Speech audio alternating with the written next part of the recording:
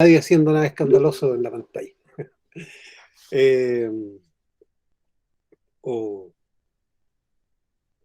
entonces, es un tema que hay que tratar. Entonces, y este ramo es especialmente para tratar eso, o sea, de donde vamos a ver un turismo que mm, pretende trabajar con comunidades indígenas y comunidades campesinas, que en el fondo es bastante similar, porque si uno hace trabajo comunitario en turismo, eh, ¿cuál dirían ustedes que es la diferencia de trabajar con campesinos o comunidades indígenas? ¿Cuál se les ocurre que sería una diferencia? El tipo de actividades que se realizan. Por ejemplo, La etnia. ¿ya? ¿Qué actividades desarrollan los campesinos y qué actividades desarrollan los indígenas? Son súper parecidas. ¿Agricultura, profe? ¿Ah? ¿La agricultura? Sí, pero es agricultura. Sí, pero los indígenas tienen una cultura definida y sus actividades se desarrollan por eso. La cultura. Esa es la diferencia. Porque la actividad, meter la pala en la tierra es una actividad común y corriente. No tiene una connotación distinta como actividad física. Hay que hacer un hoyito, poner una semilla, echar la agüita y esperar que crezca, ¿cierto? Esa es la actividad del campo y después viene la cosecha y después hay que fertilizar, hay que sacar la maleza, hay que hacer una serie de... que son actividades comunes. Va Comunes. de la mano de la creencia, ¿Ah? va de la mano de la creencia. Es el La diferencia campesino, en la composición. por eso, el campesino cultiva para tener un bien comestible y quizás el indígena trabaja la tierra eh, ya con el tema de la cosmovisión, como usted dice, agradecido a lo que le dé la tierra. Uh-huh. Y de esa manera va el cuidado. Y con una visión distinta de la relación con la tierra. Aunque el campesino igual tiene su visión, no es que yo no estoy degradando, sino que son tradiciones distintas. El campesino en general son o católicos o evangélicos, y eso da un contexto cultural súper definido. Marco está ahí en terreno. Ah, no, va de viaje, parece el Marco. ¿A dónde está ahí? Mira qué bonito. ¿Lo ven ustedes también o no? Sí, sí se ve, profe. Se ve un paisaje. Ya, entonces lo que diferencia es esa cosmovisión. Porque, a ver, yo no sé si hay alguien que sea de origen mapuche o de origen de alguna cultura originaria aquí, parece que no en el curso. ¿Ya? Por lo tanto, se puede asumir que todos hemos recibido una enseñanza cristiana. Y eso da una visión cultural que trasciende a todas las actividades que hacemos. No nos damos cuenta. Pero el mundo se estructura en base a esa visión. En cambio, en las culturas originarias, la visión es distinta. Si yo nací mapuche y me enseñaron en una comunidad mapuche, mi visión va a ser bastante distinta. Si yo nací diaguita, si yo nací Rapa Nui, imagínense Rapa Nui, la gente de Rapa Nui nació en una isla. Entonces el contexto ya es muy distinto. La visión del isleño es muy distinta a la visión del continental. De hecho, a nosotros nos dicen los conti. Celeste Roja es la niña, ¿te parece a la foto de la niña, una periodista que aparecía por el tema de los talibanes con los ojos? ¿Sí? Eh, entonces, eso hace una diferencia súper grande cuando uno se acerca, porque uno se acerca desde la visión de lo que le enseñaron, de la visión de mundo que tiene. Y a veces esa visión de mundo choca con la visión que tiene la cultura originaria. y choca con la historia. Dale nomás, conversemos sin levantar la mano, interrumpan todo lo que quieran, ¿no? No, profesor, no, disculpe, yo le quería preguntar, campesino entra todo aquel hombre que no sea indígena que trabaje la tierra, ¿verdad? En general sí. Ah, En ya. general, sí. Yo no sé si hay una definición académica, no, pero es eso, o sea, cualquiera que trabaje la tierra. A veces independiente, cuando se habla de cultura campesina, no se hace diferencia con cultura indígena, ¿no? Porque el indígena trabaja la tierra, entonces todos trabajan la tierra, listo. También es una opción. Pero cuando uno se acerca, cuando uno va al lugar, se da cuenta que hay una diferencia fundamental, que es la cultura base, ¿no? Y hay una cultura campesina también súper rica. O sea, por ejemplo,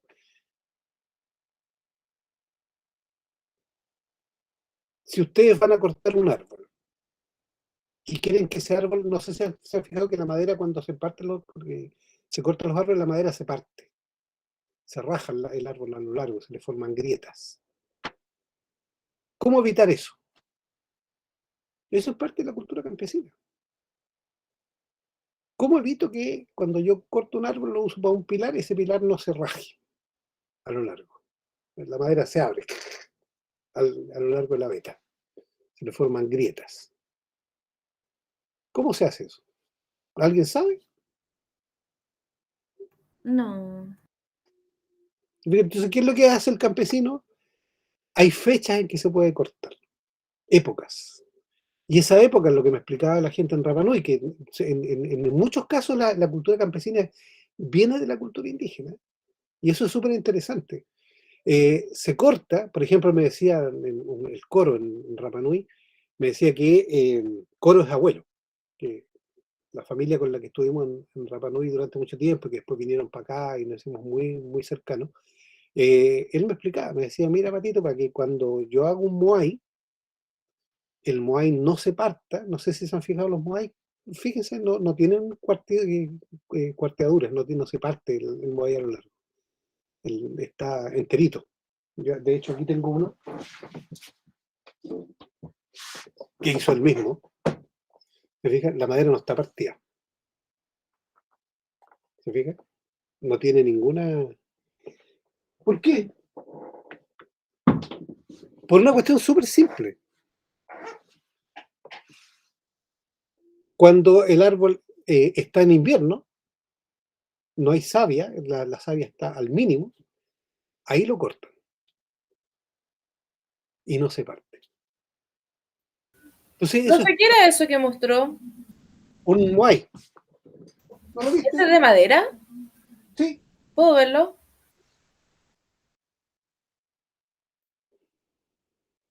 Y este es como el moai que está tiene el dibujo del moai que está en Inglaterra. Se lo llevaron al museo en Londres. El año pasado, o sea, el semestre pasado, cuando vimos la cultura Rapa Nui, vimos ese moai. Y acá hay otro que es un cava cava, ese de acá abajo. Mira. A ver, profe. ¿Y por qué tiene la cara así? Porque es un espíritu.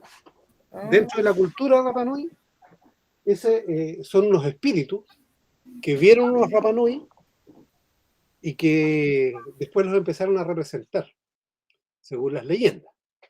Entonces, se fijan, uno se mete en una cultura indígena y cambia al tiro el rollo. O sea, eso no existe en la cultura campesina. En la cultura campesina existen otras cosas, existen otros espíritus, existen los tuetué, si uno va a Chiloé, hay una mezcla entre lo indígena y lo campesino. Pero ahí está la diferencia fundamental, es la cultura, ¿sí? La forma de hacer las cosas, el respeto con que se hacen las cosas.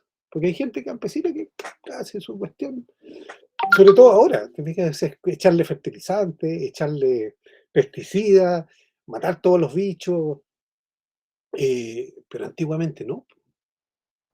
Por ejemplo, fíjense que una cosa, yo siempre me acuerdo que he vivido toda mi vida, una parte grande de mi vida en la comuna de Quinta Normal.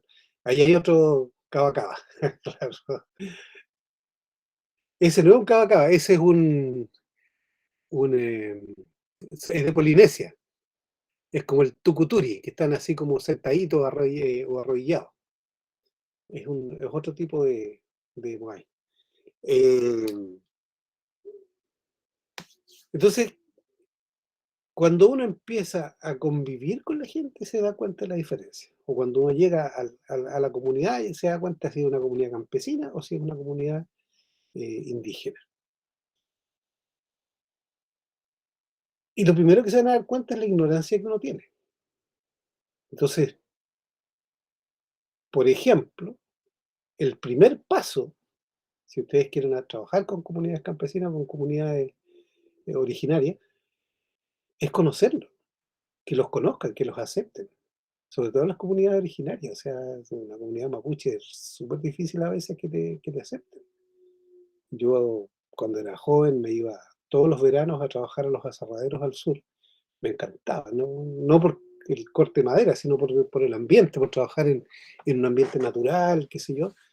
Yo trabajaba de boca sierra, con los aserraderos. Pasa la madera por la sierra y yo tenía que recibir el palo que iba saliendo cortado. Y a veces unos palos así de gruesos, unos tremendos tablones, porque depende del tipo de madera. Se corta a veces con una madera muy, muy escasa, muy preciosa, por ejemplo el mañío. Se corta el tablón lo más ancho posible, para perder lo menos madera posible, porque las sierras tienen unos dientes gruesos, entonces se corta un tablón muy grueso y después se va trozando con sierras más finas, porque la madera es cara y es escasa. Entonces, a mí me tocaba recibir unos tablones gigantes, de repente, súper pesados. Y trabajábamos con gente mapuche, que estaba en Lago Calafquén, Lago Villarrica, cerca del Villarrica, y era zona mapuche. Y a pesar de trabajar juntos y todo, era mucho más cerrado, o sea, mucho más que ahora. Entonces yo quería, por ejemplo, aprender a hablar algo de Mapudungún, ni me pescaban. Un par de palabras aprendí a contar, por ejemplo, a contar en Mapudungún, pero muy poco, o sea, no, era mucho más cerrado, porque también era más violento contra el mapuche. Ahora el mapuche se ha puesto como a exigir sus derechos. En esa época era bien difícil, o sea, no se consideraban los derechos mapuches. Entonces, también eso es un cambio radical en la actualidad, que hay que considerarlo. Piensen ustedes, en general la gente que trabaja en temas de turismo no se preocupa del contexto político, el contexto ambiental, del contexto energético. La gente quiere ganar dinero, ¿no? En muchos casos. Y mientras más plata gane, mientras funcione, no hay problema. Pero cuando uno trata de hacer turismo en relación con el medio ambiente, en relación con la cultura, es bien distinto el abordaje. Uno tiene que partir, claro, tiene que vivir, eso está súper claro. Pero esa necesidad de vivir del trabajo que uno está haciendo, tiene que ser sustentable en el tiempo. Entonces ya no puedo hacer cualquier cosa. Tengo que preocuparme de ciertas cosas.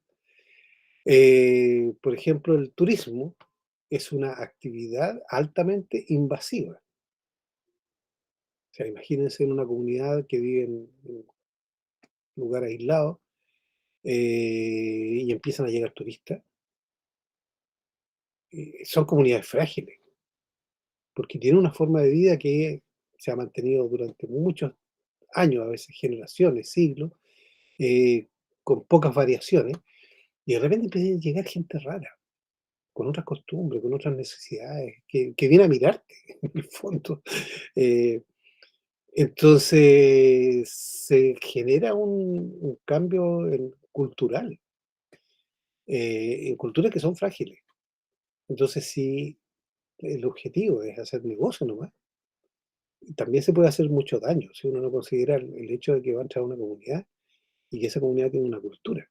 Yo les digo el caso de, por ejemplo, hay veces que se ve súper positiva algunas cosas y uno no mira lo que está detrás.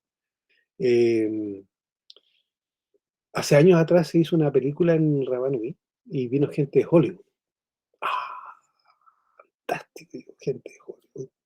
Dinero, las estrellas, qué sé yo, todo súper entretenido. Entonces, tema turístico, los hoteles, todo fantástico. Imagínate, llega toda esta gente con toda esa plata, que vienen gente con mucha plata afuera, y todo parece súper bien. ¿Qué se les ocurre que podría pasar en esa situación?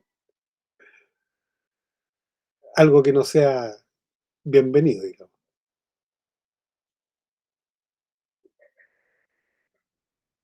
Lo empezaron a echar. Ya, una cosa puede ser, Es totalmente invasivo para ellos.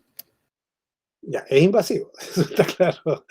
Pero ¿qué cosas pueden pasar así en la práctica? Por ejemplo, la droga. Son ambientes que hay un alto consumo de droga, porque el estrés que viven los productores, los artistas, el ambiente en que viven, es un ambiente donde el alcohol, la droga funciona, es como parte del cuento, digamos. Entonces tú introduces a comunidades que no están acostumbradas a ciertas costumbres. ¿Qué pasa si se filtran pedófilos?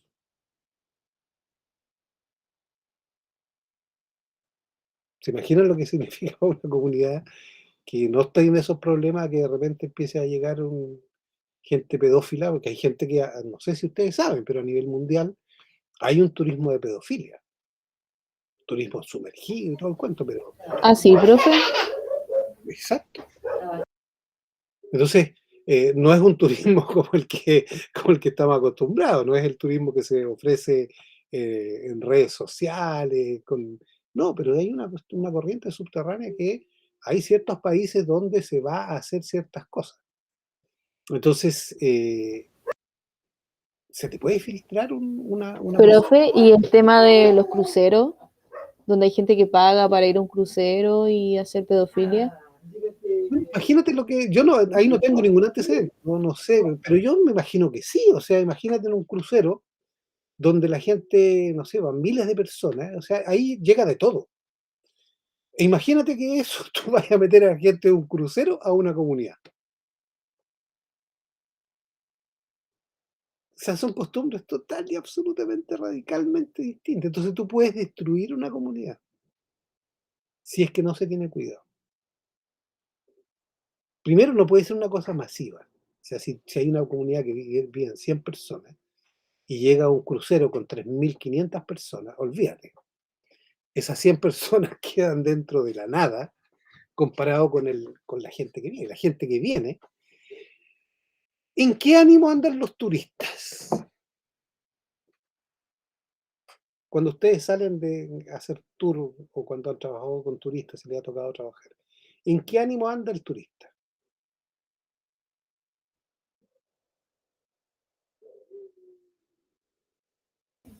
Conocer. ¿Conocer una cosa? ¿Qué otra cosa?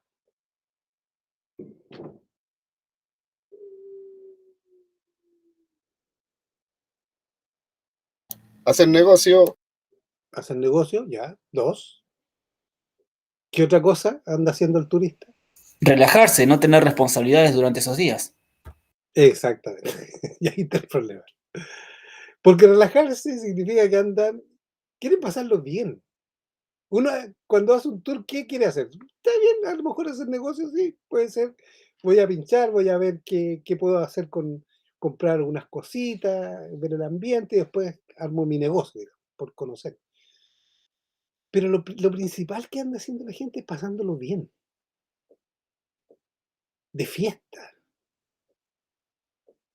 Entonces imagínense una comunidad que tiene un ritmo de vida relajado, aislado, en relación con el medio ambiente, y llega un grupo de turistas a armar jarana.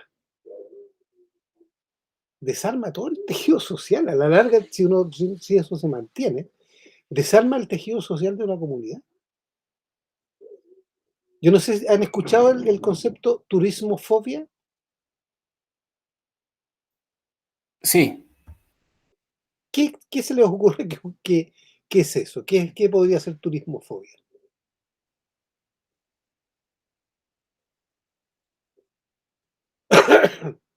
Cuando los locales están aburridos de los turistas, ya sea porque llegan mucho o porque el turismo generó como daño en la localidad. Exactamente.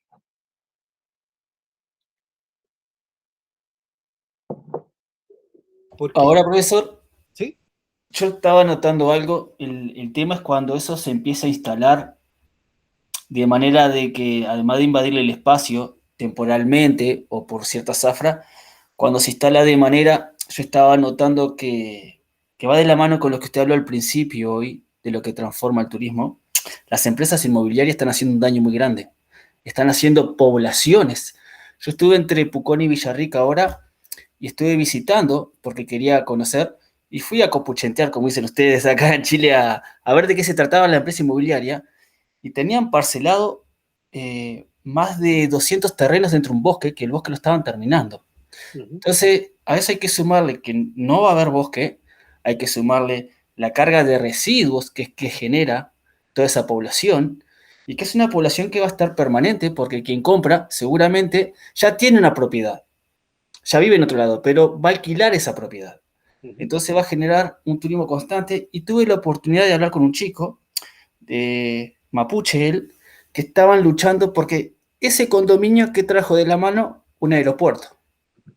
Entonces se está construyendo un aeropuerto cerca ahí de Villarrica y Pucón, un aeropuerto nuevo, que entonces se está luchando porque está tomando demasiado terreno también. Entonces, ahí de la mano hay un problema que se nos escapa muchas veces, que está bien que nos enfoquemos en las grandes industrias como las mineras, pero también el negocio inmobiliario también está dejando un problema muy grande. Y por ejemplo, el Booking, no sé si, creo que Booking, esto que uno puede poner en arriendo su departamento para turistas en época de alta. Eh, por ejemplo, imagínense en un edificio donde vive gente normal, común, y de repente en distintos pisos se arriendan, por esas casualidades de la vida, no sé, a turistas que entran y salen día y noche, que además hacen fiesta, que además gritan en los pasillos, que además el otro día leía una definición, decía, estoy en mi departamento y escucho el ruidito de las ruedas de las maletas, que pasan y pasan y pasan y pasan. Entonces yo me compro mi departamento para vivir en mi casa, tranquilo, y de repente empiezan a llegar turistas que se van renovando. Entonces, yo nunca sé si están entrando ladrones, por un lado, por ejemplo, o son turistas. Es una cosa de seguridad. Segundo, ¿qué pasa si al departamento al lado llegan turistas y llegan con ganas de fiesta? Que es legítimo, si yo no estoy hablando que no sea legítimo.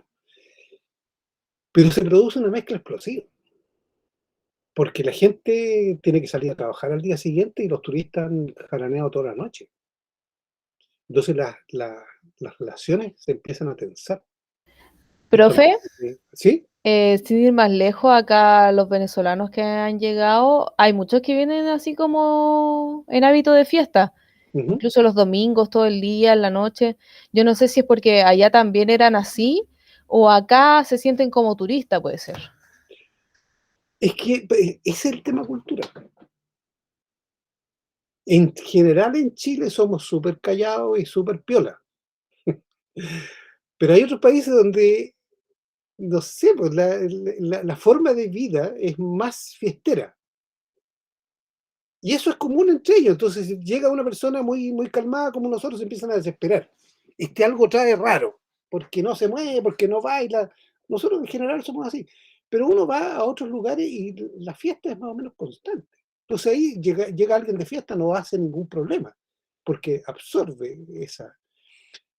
Pero si en una comunidad que es tranquila, y estamos pensando en comunidades campesinas y comunidades originarias, son tranquilos, tienen una vida relajada, tienen una vida alejada de las ciudades, tienen una vida alejada del ruido. Y de repente empieza a llegar gente de visita a mirarlos y con costumbres distintas. Entonces, el daño que se puede hacer es súper grande. Por eso que vamos a tomar varios... A ver, ¿qué es turismo comunitario? ¿Qué se le ocurre que podría ser? A mí se me ocurre que incluir a la comunidad local a vender su artesanía y a lo mejor participar de algún tour guiado o algo así. Ya, esa es una posibilidad. ¿Qué otra posibilidad hay? O sea, que vendan artesanía y ayuden en los tours como guías, por ejemplo. ¿Qué otra posibilidad?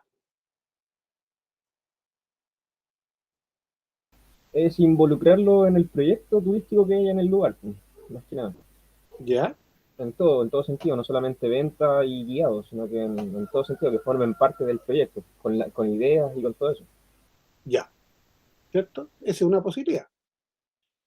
¿Qué otra posibilidad se le ocurre? ¿Qué actividad haríamos, por ejemplo, con una comunidad campesina o indígena?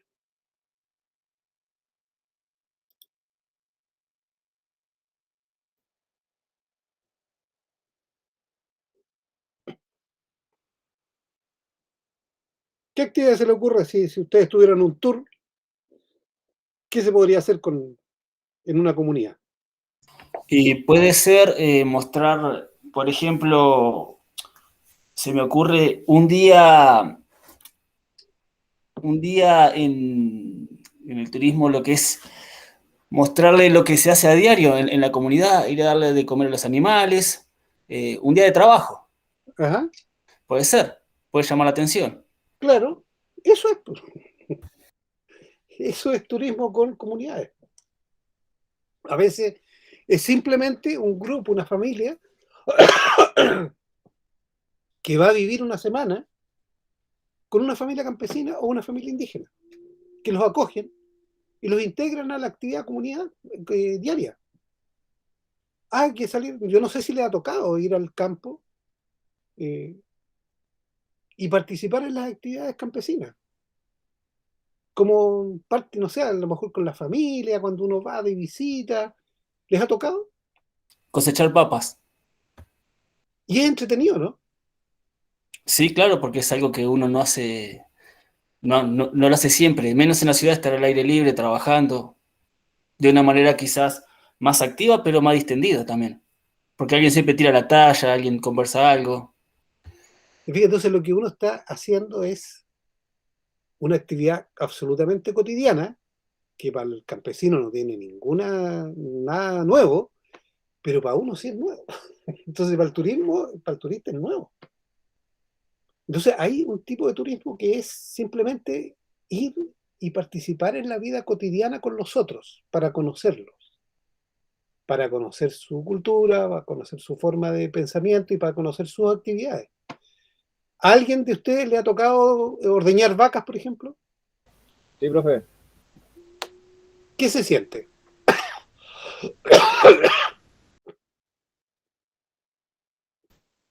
Frío ¿Cómo? porque... No, sí, adelante, César. No, dale más, dale más. No, iba a tirar la talla. Frío porque se hace muy temprano. Digo, era una de las actividades que hacía en el campo. ¿Ya? Pero ¿qué se siente cuando a uno le dicen, oye, vamos a ordeñar las vacas? Pucha, a uno que le gusta el tema del campo, la vida de campo, rico, pues, profe. Como decía Santiago antes, son actividades que uno no hace normalmente en el día, entonces lo hace con más gusto. Exactamente. Fíjate que a veces ni siquiera se necesita una cosa extraordinaria.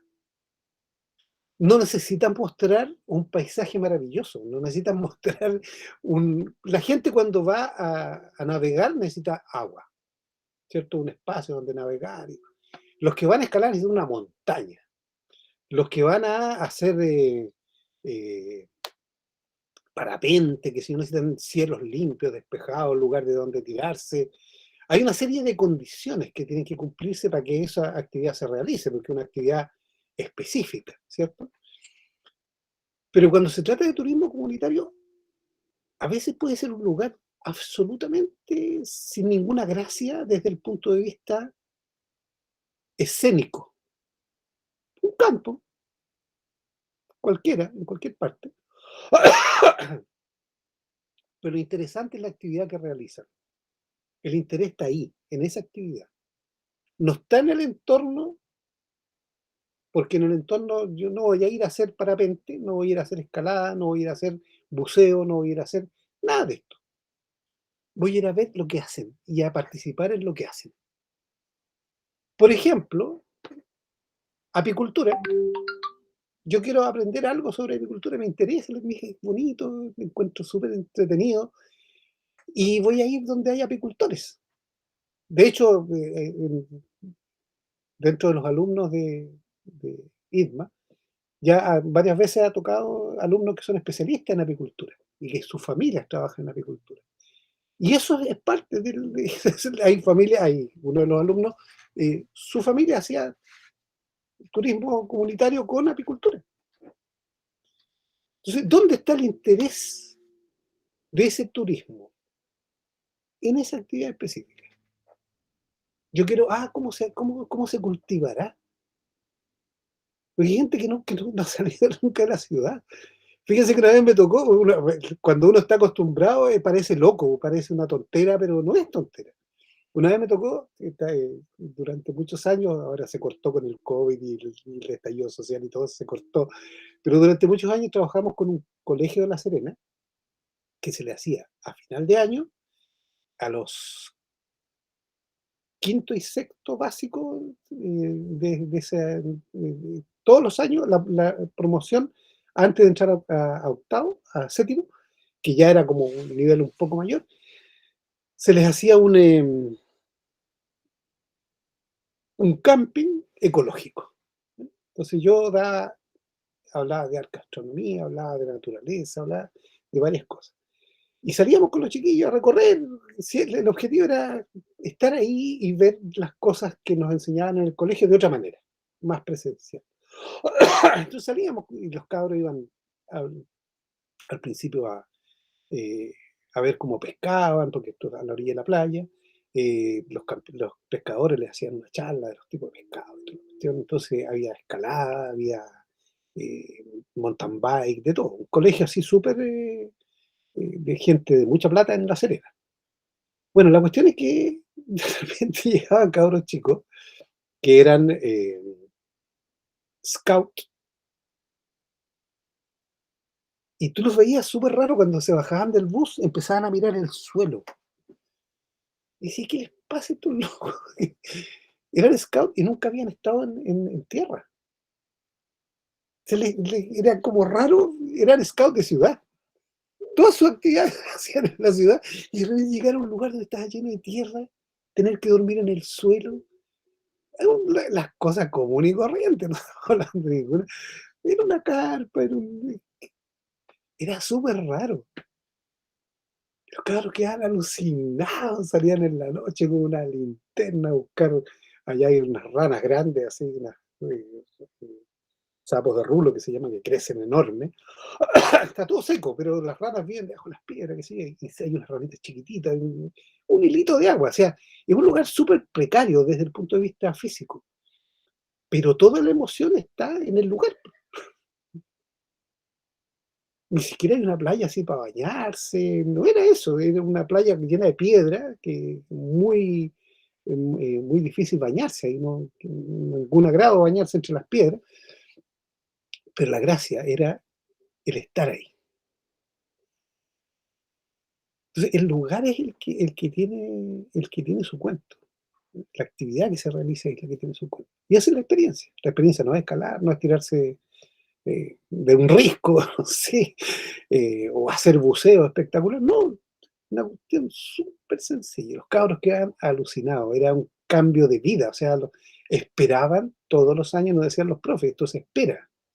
Se hacían reuniones de planificación y todo el año esperando a este evento. Y yo le digo, después que fueron muchos años, y cabros que después salían de la universidad, habían pasado por esta experiencia, y era una de las experiencias más fuertes de su vida. Y era una cosa que tú la miras de fuera, es súper sencilla, pero claro, depende del tipo de persona, cómo le impacta. Y en este caso era gente que no estaba acostumbrada a este tipo de cosas, o sea, vivir niños que por primera vez salían de la familia, imagínense, o sea, cabros chicos que nunca se habían separado los papás, que iban de vacaciones para todo. Yo me acuerdo, la primera separación de mi papá fue súper traumática, sentía pena, me daba cosas. Entonces también es un proceso de, de vida, un proceso vital, una especie de clic en la vida. Y eso marca. Y esto puede, el turismo con comunidades puede ser así. Puede ser una cosa que te marque. Piensen ustedes, antes del estallido social, ¿quién se preocupaba de los mapuches? Era como un ruido de fondo, pero en la medida que empezaron a aparecer las banderas mapuche por todos lados, hoy día tenemos mapuche, no solamente mapuche, un grupo de culturas indígenas, por primera vez en la historia, indígenas elaborando una constitución. No sabemos cómo va a resultar, pero es un hecho relevante.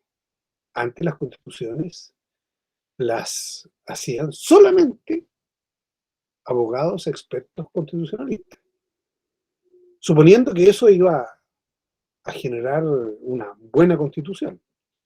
No necesariamente, la última la hicieron puros constitucionalistas, un grupito encerrado entre cuatro paredes, y nos dio la constitución que tenemos hoy día, que finalmente terminó en el estallido social y todo eso.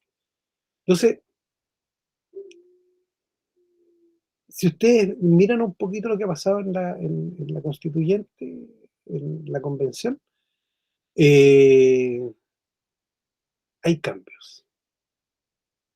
Se ha escuchado a otra gente. ¿Alguien quería decir algo? Digan nomás, interrumpan, si hoy día es para conversar, no es para pedir formalmente la palabra, nada. Entonces, Profe, disculpe mi ignorancia, ¿se va a cambiar la constitución de Pinochet? sí, Ah, ya. Y esta nueva sería de gente que, entre comillas, no tiene estudios. O sea, tienen, pero no así como 5 años, 7 los años. constituyentes fueron elegidos, se presentaron como candidatos y fueron elegidos, pero no necesariamente tienen conocimiento de cómo se hace una constitución. Son representantes. Ahora ellos, y esto es súper normal, los parlamentarios tienen un presupuesto especial para asesorías. Por ejemplo, yo tengo que hacer una ley del agua, tengo que participar en una ley del agua. ¿Qué sé yo de agua? Yo soy abogado, nunca he tomado el tema del agua, entonces, como parlamentario tengo plata para contratar un asesor en agua, un experto. Y eso es lo normal. En el Parlamento, senadores y diputados, hay asesores, en los ministerios hay asesores, porque hay temas que son específicos. Y lo mismo pasa con la gente que está estudiando la Constitución nueva. Tienen apoyo de otros que sí saben cosas específicas. Pero la idea es armar entre todos una nueva Constitución. Y el objetivo es que esa Constitución nos rija a todos. Entonces, si se fijan, es por primera vez que el punto de vista de las comunidades originarias va a ser considerado.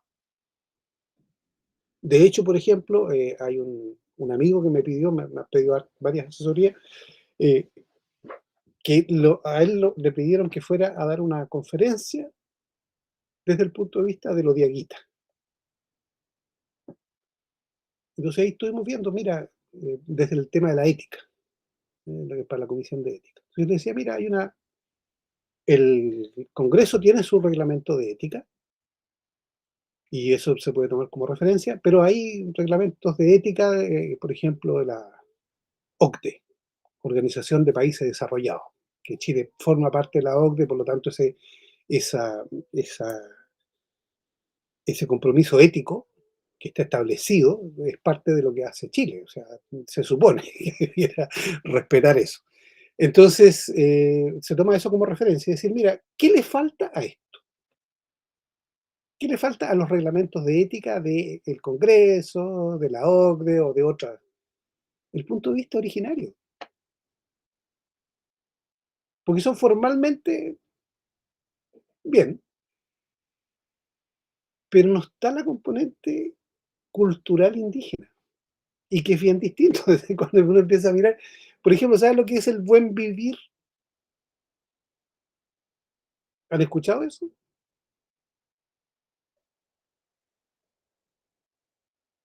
Ahora tampoco No, escuchan. profe. No, profe, pero sí he escuchado lo que es calidad de vida. Ya, pero es No que el sé buen si será lo vivir mismo. no es lo mismo. Calidad de vida es calidad de vida, ¿no? Entendemos más o menos. Pero el buen vivir es un concepto originario que hay dentro de las comunidades. Yo participo de una página donde se habla del buen vivir y todo el cuento. Eh, Tiene una componente cultural ancestral importante. Porque el buen vivir no es solamente vivir bien entre nosotros. Calidad de vida es tener salud, tener educación, va por ahí la cosa. Es un poco más complejo, pero va por ahí. Pero el buen vivir es la relación tanto entre los seres humanos como con el medio ambiente y con la espiritualidad.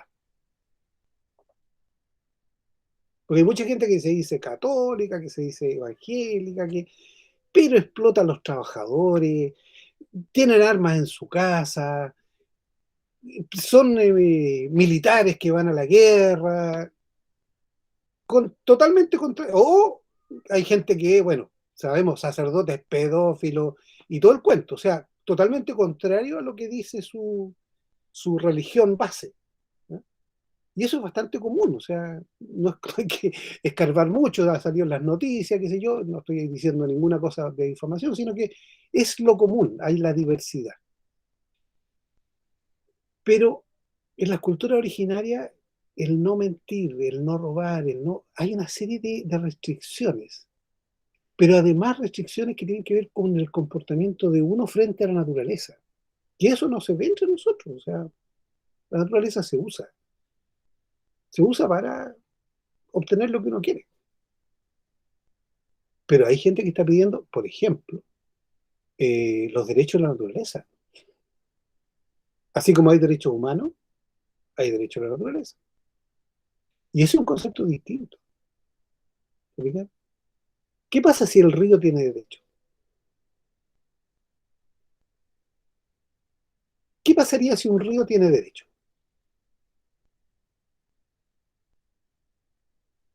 Si un río tiene qué, profe, no lo escuché bien. Derechos, como los derechos humanos. De partida el calentamiento global no estaría tan cuático como está ahora. Se mantendrían muchas más zonas con bosque. ¿Qué pasa si el bosque tiene sus derechos? No se podrían ver como mercancía, porque si son objeto de derecho ya no son un bien o producto. No son un recurso natural. ¿Te fijas?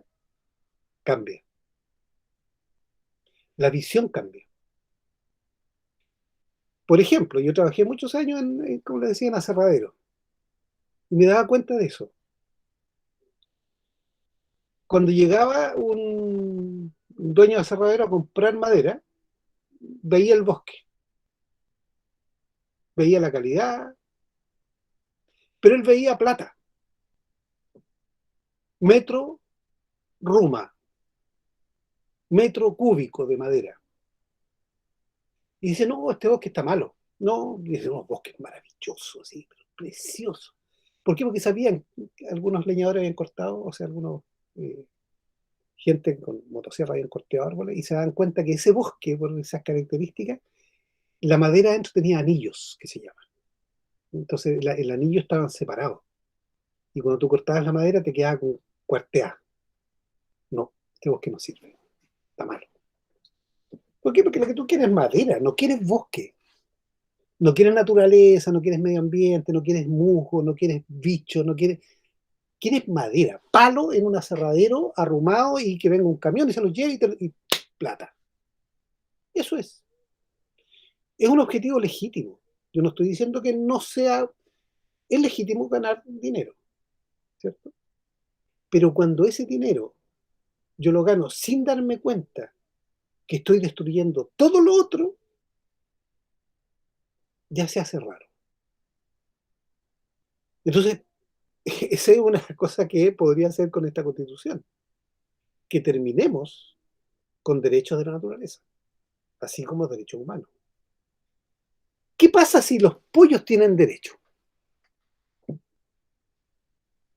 ¿Se han puesto a pensar? ¿Qué pasa si las vacas tienen derecho? Se acaban los nuggets. No se van a acabar. No, quizás la industria cárnica no va a terminar, pero sí va a ser menos cruel. Va a ser distinto.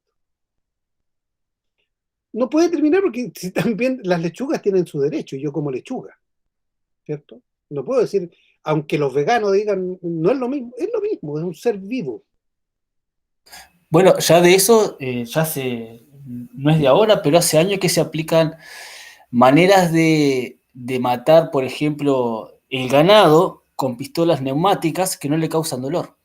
Es instante. Entonces, se trata de ir por esa vía de ser menos cruel. Pero hay un tema, profesor. Yo trabajé en el campo y el que es cruel va a ser cruel toda su vida. Sí, claro. No, sí, eso es que va de la mano con trabajar. Lo que hablábamos de la primera experiencia con el etnoturismo. Imagínense, todos los chicos, el primer contacto con los animales lo tienen con animales domésticos, con un caballo, una vaca, y esa experiencia se la quedan para toda la vida. Y esa entrada a esa experiencia es la que ayuda también después hacia el querer tener conocimiento con los animales que son silvestres, con los animales salvajes. Pero conocí muchas personas trabajando así en el campo que golpeaban al animal por golpearlo. Sí. Sí. Entonces uno intenta educarlo también, o por lo menos que no lo hagan cuando uno esté presente. Pero no así mi experiencia. No así en las culturas originarias. Porque hay más restricciones. Yo veía, para mí era terriblemente cruel. Trabajaba en el aserradero, llegaba un cordero, lo dejaban amarrado ahí. Y el cordero gritaba todo el día, ¡bla, bla, bla, bla! Los cabros chicos, palo. Llegaba la hora de matarlo, lo agarraron. Sin ningún cuidado, sin ninguna precaución. Yo decía, pobre animal, terrible. O sea, de verdad, una visión súper terrible del... Pero cuando es con la comunidad originaria, se le pide permiso. Se lo cuida. Y no es que no maten, porque se necesita. Ellos viven de eso. Pero la forma de hacerlo es distinta. Porque consideran que el otro tiene espíritu. Igual que yo. Si voy a cortar un árbol, le pido permiso. Y a mí me quedó esa relación de mi mamá, de cabras chicas. Ella nos enseñaba, por ejemplo, si vas a cosechar, en mi casa siempre hubo frutales, yo siempre tengo frutales en mi casa, está lleno de árboles de fruta, y ella nos decía, cuando coseches, no cosechas todo, dejas una parte para los pájaros, una parte para los animales. Es que, profesor, también hay una idea de que cuando se cría ganado, es simplemente criar el ganado para comer. Lo que mucha gente no ve, es que criar el ganado es cuidar el ganado. Por ejemplo, en mi experiencia, el día de embarque de ganado, ese día yo no trabajaba. Porque yo pasaba toda una temporada cuidando ganado, es decir, contra bicheras, cuidando que se lastimaran, uno tiene que cuidarlo, llamando a un veterinario por el tema del cáncer de ojos, del cáncer de esto, entonces uno se encariña con el animal. El animal, uno lo reconoce, no solo por la orejera, sino por las marcas que tiene el animal, entonces uno pasaba mucho tiempo con ese animal, entonces el día de embarque era para mí, en particular, un día muy triste, porque sabía que en un tiempo se terminaba la vida de ese animal que uno, más allá de que uno le pagaban por eso, uno dedicó su tiempo para cuidarlo. Genera relación. Exactamente. Ahí está la diferencia. uno genera una relación con ese animal. Fíjense que yo, en una de las experiencias que he tenido, había un amigo campesino que criaba cabras en el cerro. Él vivía en el cerro. Un amigo me lo presentó, fuimos a verlo, qué sé yo. Vivía metido en un cerro en la cuarta región arriba y con sus cabras. Tenía 200 cabras, no sé. Y él se preocupaba de cada cabra y se preocupaba del león, que no viniera el león, que no vinieran ¿cómo se llaman? Los cóndores, porque a veces bajaban, no estaba muy arriba, pero bajaban. Y él, su vida era preocuparse de su animal. Y vivía debajo de una carpa y él, nos reíamos porque tenía una máquina de coser de esta de mano, y con eso cosía, se hacía su ropa, sus calzoncillos, nos reíamos porque era súper simpático. Y un día me mostró una cabra que tenía que nació con deformidad. Y él no la quiso matar porque le dio pena cuando vio la cabrita, qué sé yo, y él se dedicó a cuidar la cabra. Y andaban todas las cabras por ahí, pero él tenía un cuidado especial por esa cabrita. Y cuando llegó el momento de que la cabrita estuvo en la edad, la sacrificó. Y no se hizo ningún problema, la sacrificó. Y él decía, pero si es el proceso natural. Yo crío cabras y vendo, vivo de eso. Pero la cuido porque tiene que tener, durante toda su vida tiene derecho a tener una vida decente, digna, desde ese punto de vista, como un ser humano. Pero llega el momento en que, bueno, hay que hacer lo que hay que hacer. Pero el proceso para él fue súper doloroso también. Decía, me da pena y la voy a echar de menos. Pero era parte de su vida. Entonces también eso hay que aceptarlo. O sea, imagínense, llegan niñitos que nunca han visto matar un animal y de repente llega una comunidad y en esa comunidad se sacrifica un animal para recibirlo. Puede ser traumático para el cabro chico ver cómo muere un animal, pero también es parte del proceso natural. ¿Te fijas? Entonces no es, uno está trabajando con emociones, no está trabajando con cosas, no está trabajando con objetos, no está trabajando con recursos naturales, uno está trabajando con seres vivos. La planta es un ser vivo, el río es un ser vivo en muchos sentidos, el bosque es un ser vivo, cada árbol, pero el conjunto es un ser vivo. Y uno dice, nada que ver, o sea, de nuestra experiencia como occidental, el bosque es un recurso natural. Así lo definen los economistas, recursos naturales. Y le quitan toda la vitalidad. Es un recurso. Es como sacar cosas de la mina, la muerta, eh, y producir un metal. Aquí estamos produciendo madera. Y es una inconsciencia brutal que la que tenemos. Yo le digo, mire, el año pasado cuando empezó el tema de la COVID, un amigo tenía que vive aquí cerca, le pidieron el terreno donde vivía con su familia y se compró un terreno como 3 cuadras más allá de mi casa. Y a mí me gusta construir, a mí me gusta meter las manos, hacer cosas, qué sé yo. De hecho, ahora en mi casa nos llevamos construyendo y ahora nos vamos a comprar un terreno y vamos a construir una casa, ya tenemos materiales, me gusta. El año antepasado, justo el antes del COVID, ese verano, nos fuimos con mi hijo a construirle la casa a su suegro, no sé si les conté, porque iba a comprar una casa prefabricada, pero era una casa malísima. Y mi hijo le dijo, no, nosotros la llevamos con mi papá a hacerle la casa. Me metió en el lío. Bueno, y partimos, y en 8 días armamos una casa de 200 metros cuadrados. 8 días, entre 2, y después llegó un sobrino en los últimos días, entre 3. Y armamos toda la cáscara de la casa, y después hay que hacer las terminaciones interiores, que eso requiere más tiempo. Está la casa parada, con techo, con puerta, con ventana, con todo, faltando toda la parte. Entonces a mí me gusta esta cuestión. Y tengo una relación, como trabajé con madera en el aserradero, yo tengo una relación con la madera, parece loco, pero es así. Y mi amigo se compra este terreno y tiene que construir su casa, porque la casa era vieja, de hecho en una casa que se llama el Cuartito Azul, porque había cuando yo era chico me acordaba de eso, había una especie de bar que se llamaba el Cuartito Azul, y ahí iban a tomar los viejitos del barrio, qué sé yo, una cosa bien chica, pero era bien como tradicional. Bueno, el Cuartito Azul terminó en una casa de barro súper mal hecha y todo, pero estaba llena de madera roble, porque en esa época se construía con roble, no había pino, no existía el pino, ¿no? Entonces se cortaban los bosques de roble y en Santiago mi casa vieja era puro roble. Entonces, ¿y qué era lo que iba a hacer mi amigo? Pedirle a una máquina que entrara, sacara todo, rompiera todo, agarré un camión, ¡pum!, a la basura. Y a mí me entró una pena, porque yo decía, qué horror, o sea, este bosque completo que se echaron para terminar haciendo vigas, termina botado en la basura. Y cada palo de eso, yo me traje todos los palos, los tengo aquí en mi patio y los voy a limpiar. Yo así construí mi casa, la construí comprando desechos después de un terremoto.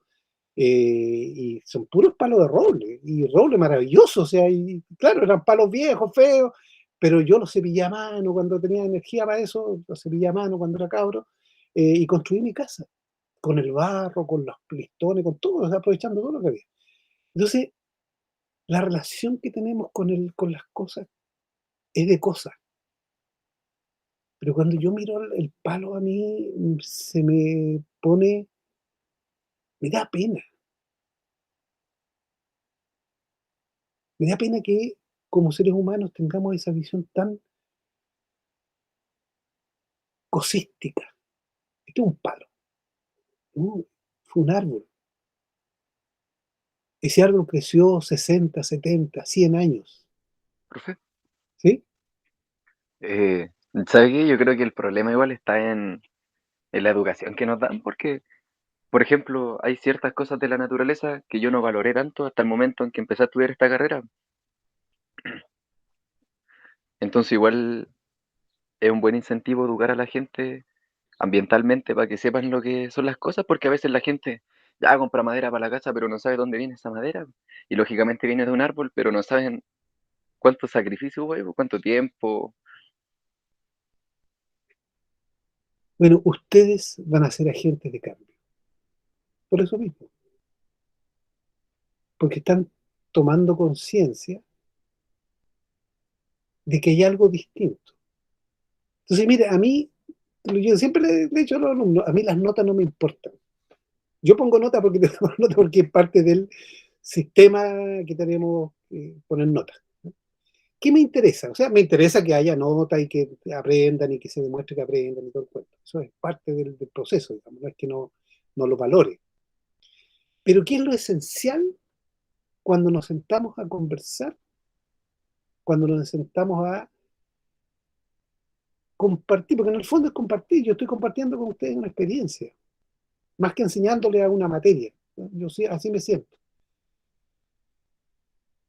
Compartir experiencias que a ustedes les ayuden a cambiar lo que quieran cambiar, pero que también los convierten en agentes de cambio. Porque ustedes van a ir a las comunidades, si es que trabajan. Y yo siempre le decía, no, es re difícil entrar a las comunidades, que cuesta. Bueno, antes de la pandemia, el año anterior, un grupo de alumnos entró a una comunidad y trabajaron con una comunidad sin ningún problema, porque se ha ido abriendo. Entonces, ¿cuál es el objetivo por lo menos de esto? Lo que me interesa que sea el objetivo de este ramo. Que les ayude a mirar de una manera distinta, a considerar cosas que normalmente no se consideran en el turismo. Y que cuando salgan, aunque no tengan un 7, a mí me da lo mismo que alguien no tenga un 7, puede ser yo fui alumno de 5 y 4, toda la vida, porque no entendía el sistema educacional, me enseñaban historia y la historia eran puros generales, puras fechas y no encontraba sentido. Hoy día yo soy miembro de la Sociedad Chilena de Historia y Geografía, porque me cargaba la historia, pero cuando empecé a encontrar que la historia era otra cosa, no lo que me enseñaron, me encontré el gusto. Y cuando le encontré el gusto me cambió. Entonces lo que a mí me interesa es Y lo mismo con la física, lo mismo con la química. Cuando le encontré el gusto, me cambió la vida, me cambió mi cabeza. Lo que a mí me interesa es que a través del ramo a ustedes también le entre el gusto por este tema. Si le entra el gusto, aunque se saquen un 4, un 5, da lo mismo, como salgan, si les entra el gusto lo van a hacer bien. Pero yo conozco gente que ha sacado excelentes notas, maravillosas notas durante todo. Salen a trabajar y son un desastre. Y gente que no tiene ninguna educación formal hace cosas maravillosas. Porque no es la formalidad, no es... Es cuando algo te gusta, tú lo desarrollas bien. Piensen ustedes, todos los cambios culturales que tenemos, por ejemplo, los aviones. Yo cada vez que me subo a un avión pienso en los hermanos Wright, que eran fabricantes de bicicletas. Que hacían bicicletas. Y dicen, no, pero se puede volar, se podrá volar. Los tipos, por cierto, no tenían ningún conocimiento, nadie sabía cómo se hacía, nadie había inventado algo que volara, y ellos, solos, desde la nada, contra todos los pronósticos, desarrollaron la industria aeronáutica. Todo lo que ustedes ven volar hoy día partió de ellos y otra gente como ellos, porque en esa época había varios que estaban tratando de hacer el intento, pero ellos son los más conocidos. Entonces, cuando a alguien le gusta algo, lo desarrolla bien. Entonces, lo que a mí me interesa es que ustedes le encuentren el gusto a esto, para que con gusto lo desarrollen bien. Entonces, y tiene que ver con eso, les decía, de cómo yo veo la naturaleza. ¿La veo como un recurso, como una fuente de lucas? ¿O la veo como un ser o un conjunto de seres, un ecosistema con derechos? Ahí hay una diferencia radical. Y que es una diferencia que nuestra cultura occidental, cristiana, borró. Porque es el concepto antiguo, precristiano. No solamente de las culturas originarias acá. Si ustedes ven el buen vivir aquí, en Japón, en África, era más o menos lo mismo, era la relación con la naturaleza y los seres humanos, una relación simbiótica, ¿no? Una relación en la que ninguno es preponderante. Pero nosotros, como descendientes de la cultura cristiana, nos enseñaron que la naturaleza es para usarla. Dios nos entrega la naturaleza para que ahí nos multipliquemos y la usemos. Pero la relación con la naturaleza es bastante más compleja que el simple uso. O sea, si hay un daño ambiental, como está pasando ahora. Yo ahora estaba mirando las noticias antes de que entráramos. La UNESCO entregó un informe recién del efecto del cambio climático sobre los niños. Y claro, los niños son como la parte más débil del sistema, ¿no? Porque son los que están creciendo, y todo lo que durante su proceso de crecimiento les va a afectar en su edad adulta, y son más débiles. Lo mismo que los ancianos, pero los ancianos ya pasaron. El niño es más preocupante. Y eso antes no se veía, pero por ejemplo, mire la diferencia. La diferencia en la cultura, la diferencia en cómo se mira el mundo. Uno se cuestiona si, por ejemplo, familias que no tienen hijos, se cuestionan si adoptar o no. 1, 2, porque es caro. Un niño, una niña, es una inversión a muy largo plazo. Hay que criarlo toda la vida y durante muchos años es un gasto. Entonces hay mucha gente que legítimamente lo mira como un gasto. Entonces, no tengo plata. No puedo tener hijos, no tengo plata. También es una visión responsable. Pero, por ejemplo, mire, yo por eso le digo que al conocer la gente de las comunidades, uno ve otra forma de ver el mundo. Cuando nos hicimos amigos con la gente de Rapa Nui, vinieron a nuestra casa, que sí, empezamos a conocer historia, su historia personal.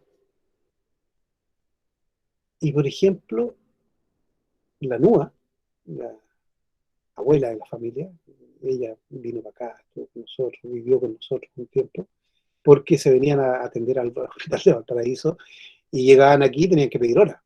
Y le daban una hora para 15 días, un mes más, entonces pasó como varios meses acá en Santiago mientras la atendían y le hacían los remedios y toda la cuestión.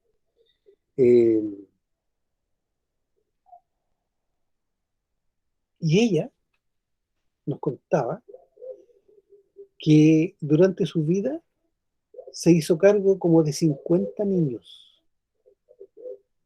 Porque gente de Rapa Nui, no había el turismo, no había las posibilidades que hay hoy día, se venían al continente a trabajar. Y las mujeres que tenían guaguas dejaban las guaguas ahí, al cuidado de los que quedaban. Y ella se hizo cargo como de 50 niños y niñas. Entonces yo decía, qué loco la relación. Yo jamás en la vida me podría hacer cargo, ni siquiera en mis sueños más locos, de 50 niños.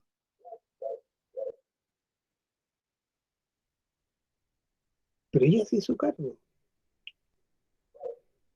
Ella y su esposo hacían una vez al año, eran católicos, hacían una vez al año una fiesta, no me acuerdo a qué santo. Y una vez al año ellos, que tenían tierra y tenían algunos recursos, hacían un curanto para todo el pueblo. Imagínense. Y todo el pueblo son montones de gente. Y en una cultura en que nadie puede quedar insatisfecho. Entonces, todos tienen que estar pochitos. ¿Eh? Nadie puede salir hablando mal. Entonces, y tenía que matar una vaquilla, tenía que hacer con papas y o sea, era un curanto. Yo asistí a un curanto cuando se hizo el aniversario del vuelo del Manutara. Me tocó asistir a un curanto y era en el aeropuerto. Y cuando llegamos, fuimos porque era una fiesta social, qué sé yo, iba a estar toda la gente. Y cuando llegaba, hay una cola, pero el aeropuerto está al ladito de la calle y se ve la reja, qué sé yo, un aeropuerto chiquitito, y se veía la cola enorme. Entonces ahí nos pusimos a conversar, estábamos con mi señora y nos pusimos con la gente que conocíamos a conversar ahí debajo de unos gomeros. Entonces la gente lo que hacía era tomar una hoja de gomero, una hoja grande así, y con esa hoja era el plato. Y ahí le echaban carne, papa, qué sé yo. Y se podía repetir. Pero la cola era tan larga y dije, no va a tocar ni una cuestión. Entonces imagínate, yo habrán habido 300 personas, no sé más. Y nos quedamos ahí conversando. Bueno, y la conversa, nos entretuvimos, qué sé yo, la gente siguió y se empezaron a ir. Y de repente quedamos un grupito, chico, y la gente que estaba sirviendo en las mesas nos dijeron, bueno, ¿y ustedes no van a comer? Yo le dije así, bueno, ¿qué vamos a comer si no debe quedar nada? Pues, si, imagínate, ya pasó toda la gente, ya se fue toda la gente, ¿y qué queda? Dijo, no, pues si estamos recién empezando. Y empieza y abren el curanto es en el suelo con piedras calientes, levantan unas latas y está lleno de comida, lleno. O sea, no puede quedar nadie insatisfecho. Por lo tanto, tienes que preparar todo lo que se pueda para que hasta el último. Y al final nos dijeron ya, pero traigan una caja, algo y llévense. Y empezaba después a llegar gente con carretilla a llevarse cosas. Y si existe una cultura totalmente distinta a la nuestra. O sea, nosotros hacemos una fiesta para 20 personas y nos enredamos todos. Ellos hacen una fiesta así, ¡guau! Otra cultura. Y ese es el tema cultural. Esa es la diferencia. Entonces son cosas que uno accede solamente cuando ve gente de otra cultura. Si no, no se puede entender. O sea, si uno lo ves, no lo vive, parece cuento. Pero yo lo viví, ellos vivieron en mi casa. Entonces, ese es el tema del turismo, del etno y el agroturismo. Uno va a entrar a otra cultura. Cuando yo pago un tour, por ejemplo, un crucero, como alguien decía, voy a un crucero y van a haber gente que está a mi servicio, que me va a entretener, que me va a traer traguitos. Yo pago por un servicio. Cuando voy a un tour, pago por un servicio. Pago porque me lleven, me traigan, me muestren, alguien me va a explicar. Pero cuando es etno y agroturismo, yo pago por tener acceso a la experiencia de vida de otra persona que vive distinto a mí. Porque sería súper fome si yo en un departamento ir de turista a un otro edificio donde vive otra gente en departamento y que hace las mismas cosas que yo. No tiene ninguna gracia. La gracia es que hacen cosas distintas. Yo no estoy pagando por un servicio. Yo estoy teniendo acceso a vivir con el otro, comer con el otro, salir a hacer las cosas que el otro hace, a volcar papas, cuidar animales, a lo mejor participar en un sacrificio de un animal, que no es parte de mi experiencia diaria. Y a veces puede ser súper dramático. Cuando uno conoce gente de otras culturas, se da cuenta lo difícil, lo distinto que puede ser la visión. Porque uno no tiene conciencia de las diferencias hasta que las ve. Por ejemplo, yo tengo mi hermano que ya falleció hace pocos años atrás, vivió muchos años en Holanda. Y en Holanda, su pareja, holandesa, nunca había visitado América, qué sé yo, tenía un hijo holandés, el Menno Kopmans. Un cabro súper simpático, qué sé yo, pero adolescente, un lolo. Y llega aquí a Chile y salíamos con él, qué sé yo, y viajamos al norte, un montón de cosas juntos. Y una vez me llamó tanto la atención, me fuimos a no sé, me acuerdo que alguien de los vecinos tenía una gallina. Y me dice, ¿y eso qué es? Un pollo. ¿Esos son los pollos? Porque él siempre lo había visto en el supermercado. No sabía comer un pollo vivo. Entonces, para él, ¿qué relación puede haber con un pollo? ¿Qué relación tú puedes establecer con un pedazo de carne que está en un plástico envuelta en un supermercado y congelado? Ninguna relación. Tú no puedes establecer relación con un trozo de carne muerta. Pero sí puedes establecer una relación con un pollo vivo, lo que está diciendo Santiago. Es distinto ver un animal que pasa, pegarle un tiro y carnearlo. El que lo carnea lo recibe, pero es distinto haberlo cuidado. Es distinto haberlo visto enfermo. Es distinto haber buscado un veterinario para que lo sane. Ahí se establece una relación. Lo mismo pasa con la naturaleza. Si yo nunca he estado en un bosque, no sé lo que es un bosque. Yo, ¿por qué me duele cuando veo que alguien bota madera y yo le digo, sacamos todos los palos posibles? Y ahí tengo en mi casa arrumbado en el patio un montón de palos que ahora en septiembre los voy a empezar a limpiar y para construir una casa. Y la hago con una sensación de cariño enorme, porque son árboles. Es un bosque que me está cobijando. No es un palo. Estuvo vivo. Yo no sé si se acuerdan cuando se quemó la Catedral de Notre Dame. ¿Se acuerdan, no? Pues ya se quedó. Sí. ¿Se acuerdan qué decían del bosque? ¿Alguien se acuerda cómo fue ese proceso?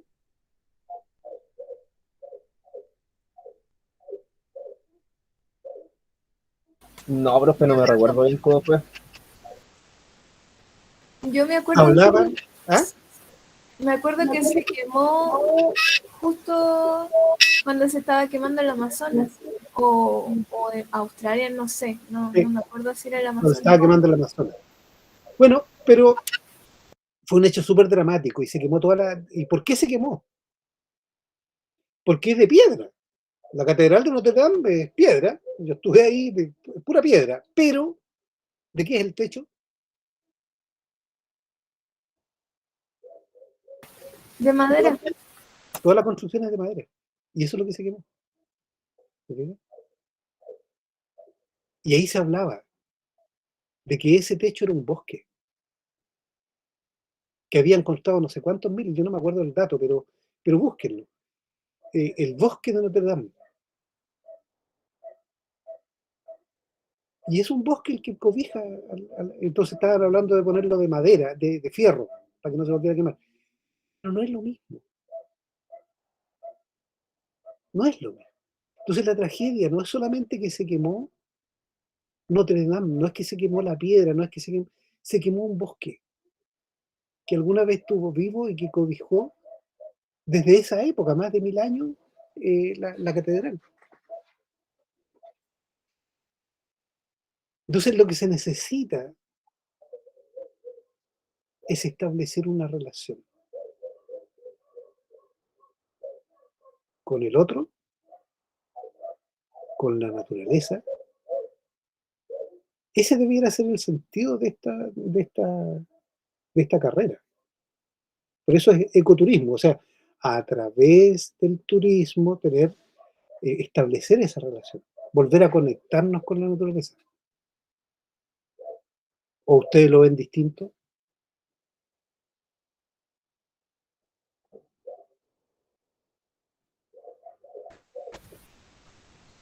¿Cómo lo ven ustedes?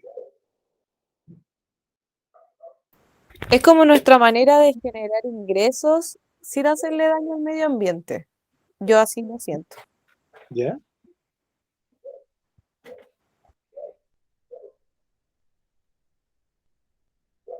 ¿Qué otra visión hay? Yo lo siento como una actividad para transmitir a las demás personas el amor que tenemos por lo que nos rodea. Que si uno se mete a estudiar ecoturismo, yo creo que también es porque tiene una admiración por la naturaleza y es algo que no surge solo, sino que alguien te lo entrega. Entonces, al nosotros ejercer como ecoturistas, lo que estamos haciendo es entregar eso a todas las personas que se nos cruzan. ¿Qué más? ¿Por qué se metieron al ecoturismo? En mi caso, para mí es una herramienta para poder brindar conocimiento.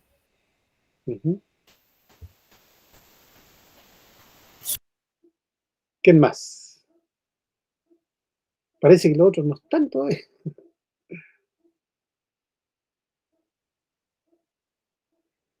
También es una forma de reencontrarse con la naturaleza. Si fijan, nosotros no tenemos una tradición de vivir con la naturaleza. Hay un desencuentro con la naturaleza. Entonces, tal vez la labor más importante del trabajo que ustedes van a hacer y que por eso que yo me mantengo haciendo clases en el ITMA es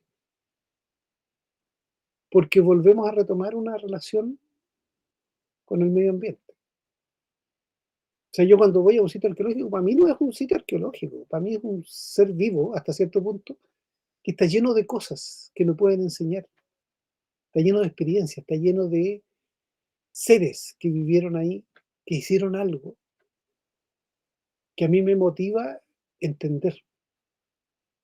No es simplemente una cuestión intelectual, yo no funciono. De hecho, ahora estoy haciendo una cuestión con Ecuador donde no nos han entregado los datos, y me doy cuenta la necesidad absoluta que tengo de conocer esos lugares para poder hablar de ellos. Si no, es como hablar de alguien que no conoces. Entonces, tienes que establecer una relación.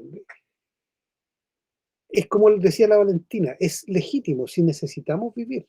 Esto es un medio de vida. Eso no hay ningún cuestionamiento, no hay. Tiene que generar recursos y tiene que ser recursos permanentes. ¿Cierto? Yo tengo que tener una casa, tengo que tener cabros chicos, tengo que tener, darles educación, o sea, un plan de vida. Yo necesito llenar ese plan de vida. Y eso se hace con dinero. En esta sociedad es así. Y eso no hay ningún cuestionamiento. No tiene que ver con cuestionar el que se necesita vivir de esto. Pero Es que también, ¿sí? No sé quién iba a hablar antes. No, es que también es como reencontrarse con uno mismo, profesor, en el día a día. En mi caso, yo sé que cada paso que doy genera un impacto negativo también. Lo mismo, yo me voy de vacaciones y las planifico de modo de parar el auto, y nosotros caminábamos con mi señora 5 o 6 kilómetros para llegar a un parque, porque uno sabe del impacto que genera. Me llamó mucho así la atención el parque automotor que hay en el sur en este momento. La gente, por hacer 2 cuadras, sube el auto. Y eso también a uno le genera un impacto también en el interior. Yo me vine con todos mis nylon dentro de una botella, todos mis plásticos me los traje a Santiago porque sé que acá los voy a poder reciclar. Es una forma de vivir también. Eso. Entonces, la forma en que yo trabajo también es la forma en que yo vivo. Y si yo trabajo de una manera insustentable, mi vida es insustentable. Por ejemplo, yo personalmente no uso automóvil. Yo trabajé muchos años en eficiencia energética. Y cada vez que me subo a un auto que yo voy a manejar, sobre todo si estoy solo, tengo la conciencia súper clara de que voy a echar a andar, y para moverme yo tengo que mover varias toneladas, que es el auto. Y eso es un consumo energético brutal. Si uno lo mira en la realidad. Y ese consumo energético que yo voy a generar va a generar contaminación. Es chiquitito, si uno lo piensa en términos personales, súper poco como persona. Pero cuando estamos hablando de millones, decenas de millones, cientos de millones de seres humanos, en este momento echando a andar un auto, es muchísimo. Cuando yo, lo que decía Santiago, cuando yo agarro mi botella y mi desecho de plástico y lo tiro, no, ahí quedó 500 años dando vueltas en el ambiente o más, hasta que se degrade. A lo mejor si lo hago yo no pasa nada. Pero ¿qué va a hacer si lo hacen millones de personas? ¿Qué es lo que está pasando? Plástico por todos lados. Que ahí, profe, el problema quizás no es el automóvil en sí, sino que con qué funciona el automóvil. Por supuesto. O, por ejemplo, yo no sé si ustedes se han puesto a pensar, yo en un momento dije, ¿qué significa un auto? A ver, ¿saben el concepto de caballo de fuerza? ¿Qué es el concepto de caballo de fuerza? ¿Qué significa? No sé, me imagino que debe ser como la cantidad de caballos que serían si estuvieran tirando del vehículo. A eso se refiere. Como las carretillas, por ejemplo, que ocupan los huesos. Exactamente. Si llevan 2 caballos, son 2 caballos de fuerza. ¿Cuántos caballos de fuerza tiene una carretela que lleva un caballo? ¿Cómo? ¿Cuántos caballos de fuerza? No es una pregunta capciosa, es una pregunta súper simple. ¿Cuántos caballos de fuerza tiene una carreta que lleva un caballo? Uno, profe. Uno. Uno. ¿Saben cuánto tiene un auto chico? No. 160 y algo. ¿Qué significa? Que es como si estuvieran 160 caballos tirando del auto. Exactamente. ¿Se fijan que es una desproporción? Que para Porque trasladar una o dos personas se necesitan 170 caballos. Eso es como injusto. ¿te fijas? O sea, ese es el consumo de energía, esa es la proporción del consumo de energía. Entre un campesino que anda con su carretita o un ciclista. Un ciclista tiene la fuerza de un cuarto de caballo de fuerza. Y llega con su bicicleta. Hay gente que recorre el mundo en bicicleta con un caballo de fuerza, que es él o ella. ¿Cierto? O sea, si yo necesito transportarme, mi necesidad es transporte. Yo me puedo transportar con un caballo de fuerza, con medio caballo de fuerza, con un cuarto caballo de fuerza que soy yo. Yo hago eso. Una motocicleta chica tendrá 4, 5 caballos de fuerza, pero ya una exageración, imagínense, una carreta. Yo no sé si han visto alguna vez una carreta con 100 caballos tirándola. No, profe. Se fija que cuando uno lo pone en ese plano es absurdo. Entonces cuando yo me siento en el auto y echo a andar la cuestión, yo veo los 160 caballos, los 200 caballos que tiene el auto mío al frente. Y tenemos un auto en la familia porque, bueno, hay que tener por el trabajo, pero yo nunca lo he tocado. Yo tengo licencia, y nunca más, ya no me serví. Mi señora lo usa porque lo necesita. Mi hija lo usa porque lo necesita. Cuando va al supermercado, qué sé yo. Para cosas así como para para ir a la pega hoy día es súper complicado. Llegar si no tenés auto se alarga mucho. Bueno, y tenemos una nieta, entonces la nieta. Pero durante el tiempo que estuvimos sin niños, nosotros, incluso en el último auto que habíamos tenido, se lo regalé a mi cuñado y que se lo llevó al sur.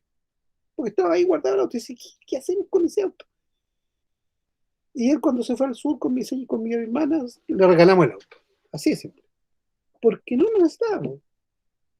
Entonces, si uno empieza a pensar en esa relación que uno tiene, y ahora, por ejemplo, yo no sé si se acuerdan el Vidal, el futbolista, que hace años tuvo un accidente que venía del casino Enjoy y chocó en un auto que tiene un auto así feroz, maravilloso, que vale como 200 millones de pesos.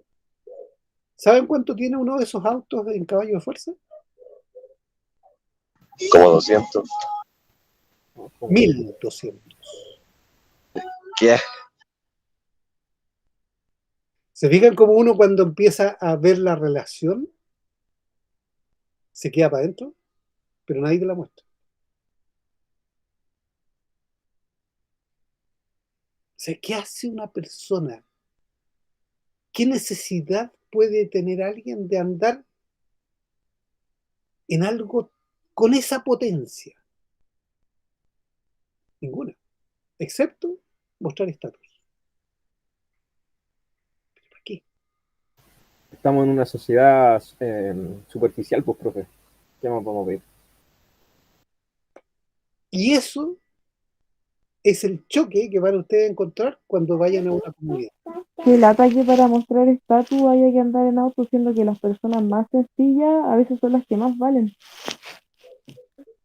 Bueno, eso es lo que ustedes van a encontrar como choque cuando vayan a las comunidades. Ahora, hay gente en comunidades que le gustan los autos, porque hay gente que ya está metida en el sistema, pero hay comunidades que no, donde la gente vive súper sencillo y viven su vida tranquilo, y ellos, esa es la vida que aspiran. No es que estén ahí muchos porque no pueden salir de ahí. Muchos han salido y han vuelto, y mucha gente que ha hecho comunidades después, profesionales que han hecho comunidades, para volver a reintegrarse, a vivir de una manera un poco distinta. A lo mejor a ustedes mismos va a llegar un momento que van a querer hacer vida de comunidad, una vida distinta a la que hacemos en la ciudad. Ahora, yo vivo en un barrio que desde chico vivía harto tiempo fuera, pero después cuando volví era la gente que yo conocía desde muy niño. Y para mí es mi familia, el barrio, aunque no tenemos una relación de parentesco, son como mi familia. Y hay gente, pues, hay gente de todo, hay gente con más plata, con menos plata, hay gente bien pobre. Y para mí es como mi familia, es mi comunidad. Yo siento que vivo en una comunidad, aunque no es la comunidad tradicional, y todo, pero es una comunidad. Es que, profesor, yo recuerdo el caso del King. Yo no sé si él lo tiene por un tema de estatus o simplemente es una persona que quizás no tiene la educación o el conocimiento que tiene uno. Él es futbolista y tiene mucho dinero, que tampoco lo vamos a culpar por tener ese dinero porque es el mercado que se maneja hoy en el fútbol. Si jugás bien el fútbol vas a ganar eso. No creo que alguien exista que rechace eso, que sea jugador de fútbol y diga, no, yo no quiero ganar esto. Simplemente creo que también pasa por un tema de educación también, no de que él no tenga educación, sino un tema de conocimiento, que quizás el conocimiento que estamos adquiriendo nosotros, no todas las personas lo tienen y es nuestro trabajo llevar ese conocimiento a la comunidad. Exacto. Eso es. Como no existe ese conocimiento a nivel masivo, tenemos el desastre que tenemos. Porque si tuviéramos ese conocimiento, estuviéramos conscientes, claro, y él no es, mira, no es un tema de que él sea futbolista. Sí puede ser un futbolista, pero ser una persona íntegra, educada en su familia. Ese es un problema que no tiene que ver ni siquiera con su origen. Exacto, profe. Hay gente que es multimillonaria y es un desastre. Y ha pasado por las mejores universidades del planeta. Y ni siquiera eso, profe. Porque, por ejemplo, acá en el mismo barrio andan en autos como locos a 100 por hora en calles donde tienen que andar a 20. Entonces, no, es un tema de educación netamente. Claro, pero tampoco es un tema de educación formal. De colegio, dice usted, ¿cierto? Sí, de casa, pues, una educación de casa. Es la educación de la familia. Sí. Porque yo te digo, yo conozco gente que es multimillonaria, que son un desastre como personas. O sea, si uno los mira, esa gente ha tenido todo el acceso a la educación que ustedes se puedan imaginar. Han podido ver todas las culturas que se pueden imaginar, que tienen la plata para ir a donde quieran. Pero como seres humanos son un desastre. Bueno, y esa es la gente que está manejando el planeta. Porque son los grandes industriales, los grandes empresarios, que han tenido acceso a toda la educación que uno quisiera, que han tenido todo acceso a todos los recursos que uno quisiera, pero no tienen límite. Entonces hay en la cultura mapuche, las culturas ancestrales, vamos a ver el caso de Canillo. Existen leyendas que hablan de estas cosas. Restricciones culturales que dicen, ojo, no hagas esto porque si haces esto, estas van a ser las consecuencias. No es que las comunidades no lo conozcan, no es que las comunidades no hayan tenido gente ambiciosa, no es que no hayan tenido gente violenta, no es que no hayan tenido problemas, al contrario, como los tenían, si uno empieza a ver los dichos de las comunidades campesinas y las comunidades indígenas, las fábulas te explican cómo vivir bien, el buen vivir en el sentido de la comunidad y el ambiente. Porque tienen experiencia y esa experiencia está acumulada y se transforma en leyendas. ¿Y esos son como especies de mandamientos, profe? Son lecciones éticas y morales. Ah, ok. ¿Cómo debes comportarte en el mundo? Es un tema de herencia, es decir, ¿qué heredamos de nuestro antepasado también? ¿De qué heredamos de nuestros padres? Entonces creo que, por eso yo siempre dejo por fuera el dinero, profesor, en estos temas. Yo no toco el dinero. No mido a la persona por el dinero que tenga, porque su formación se trata de la herencia, de quién tuvo detrás de él, de quién lo educó. Entonces hay que tener mucho cuidado en abrir grietas, porque está muy de moda hoy abrir grietas, entonces de decir, no, soy más bueno porque tengo menos, soy más malo, o eres más malo porque tiene más. Acá es un tema de herencias, de quién estuvo detrás antes. Y de cómo esa herencia ha trascendido. Es como le decía, yo cada vez que voy a cosechar fruta, tengo la conciencia que tengo que dejar algo de fruta para los pájaros. ¿Por qué? Porque alguien me enseñó, alguien me dijo, oye, no hagas esto, o hazlo así, hazlo así, es mejor. Entonces, cuando uno va a las comunidades, de eso prácticamente, de esto que estamos hablando, es poco lo que va a poder trascender en el curso, porque vamos a hablar de distintos temas, pero tienen que tener conciencia de que si van a trabajar con comunidades, van en busca de esa herencia. ¿Qué aprendieron las comunidades y qué me pueden enseñar a mí? Porque no es solamente ir a volcar papas, o a cosechar, o a sacar la leche. Yo voy a aprender de la relación que ha desarrollado esa cultura campesina o ancestral con el medio ambiente. Lo bueno y lo malo, porque hay cosas que tampoco, como decía, el maltrato de repente a los animales, porque hay gente que maltrata a los animales, pero hay gente que no.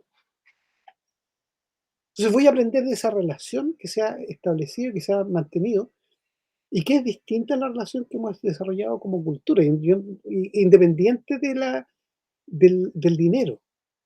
Hay gente buena entre los ricos y hay gente buena entre los pobres, hay gente mala entre los ricos y hay gente mala entre los pobres, y esto no tiene que ver con cuánta plata tengo. Pero hay una forma distinta de ver el mundo y que eso es lo interesante en el etno y el agroturismo. Que yo voy a ir a un lugar donde hay una persona como yo o como nosotros, hombre, mujer, niño, que viven de una manera distinta y ven el mundo de una manera distinta. Y que me van a abrir la puerta y me van a dejar entrar a ese mundo. Por un espacio breve de tiempo. Pero si eso se hace bien, puede ser un cambio significativo en mi vida. Entonces el turismo ya no es simplemente pagar por ir a ver, oh, mira el volcán y te explican cuánto la altura. No es eso. El turismo va más allá de este tipo de turismo, es la relación de las personas. Es la generación de respeto, de reciprocidad. Porque el que te recibe con respeto y tú tienes que aceptar que te reciban con respeto, o sea, respetar ese ambiente donde tú estás. Si ustedes como empresarios, microempresarios, medianos, grandes empresarios, son aceptados en una comunidad, tienen que respetar esa comunidad, tienen que cuidar esa comunidad. Porque si no, se les acaba el negocio, en primer lugar. Hay que entrar con el vaso vacío a una comunidad, llenarse de su conocimiento. Pero también, Vacío. pero también uno no va nunca con el vaso vacío, uno va con un vacío en una parte y otro conocimiento en otro. O sea, uno también va a entregar conocimiento. Ah, claro. Pero me refiero al conocimiento de ellos. Claro. O sea, cuando uno entra a una comunidad, te empiezas a dar cuenta que. ¿Se acuerdan cuando partimos el semestre pasado? ¿Cuántas clases hicimos de culturas originarias?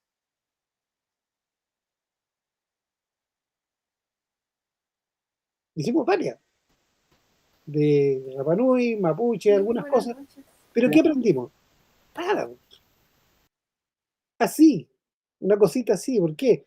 Porque el mundo originario es complejísimo.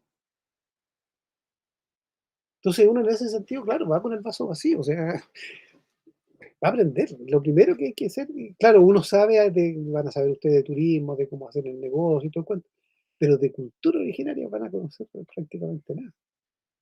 Entonces, la idea es que aprendan de eso y que eso sea la forma de vida de ustedes.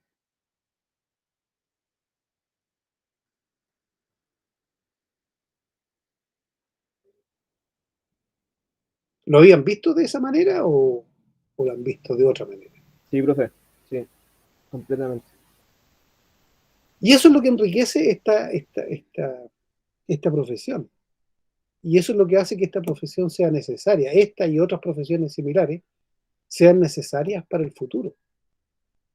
Porque ¿por dónde vamos? No vamos a ninguna parte. O sea, si seguimos así, se va a ir haciendo cada vez más complejo el tema. Entonces, la única manera es hacer de alguna manera, como seres humanos, un cambio de switch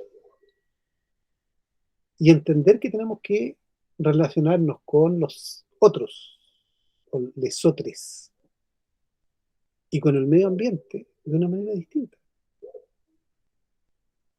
que como cultura, porque a lo mejor alguien individualmente sí tiene esa relación cercana y respetuosa, pero que eso tiene que trascender a la cultura. Como cultura tenemos que respetarnos unos a otros y tenemos que respetar al medio ambiente porque es lo que nos da sustento, no hay alternativa. Que eso de esa visión de que el ser humano no depende del medio ambiente es absurda, absurda. Yo respiro todos los días y el medio ambiente me entra y me sale todos los días lo que estaba dentro mío sale al ambiente. Hay una relación absolutamente. Y uno dice, el ambiente es esto, ¿no? Yo respiro lo que se me meten en mi sistema polvo, por ejemplo, polvo que viene de las estrellas, porque en las estrellas se genera el polvo que somos parte de nosotros somos parte de lo que se generó hace millones y millones y millones de años en una estrella. Entonces la relación es absoluta, no hay un ser humano que no tenga relación absoluta con el medio ambiente. Y eso es lo que tenemos que volver a retomar. Esa es la conciencia que se necesita. Y eso no tiene que ver con notas, tiene que ver con conciencia interna. Y no tiene que ver con religión, no tiene que ver con filosofía, tiene que ver con la vida cotidiana, cómo uno la desarrolla. Y cómo desarrollar una actividad que tiene que ver con otros seres humanos y que tiene que ver con el medio ambiente. Ese que es como la clave para mí en este tema. No solamente en el tema de eco y agroturismo, en el ecoturismo en general. Y uno debiera ser en realidad, la economía también debiera ser así. O sea, los economistas han generado una visión del mundo como que el mundo es neutro, está ahí para que nosotros saquemos dinero, ¿no? O sea, lo que se piensa primero, signo peso.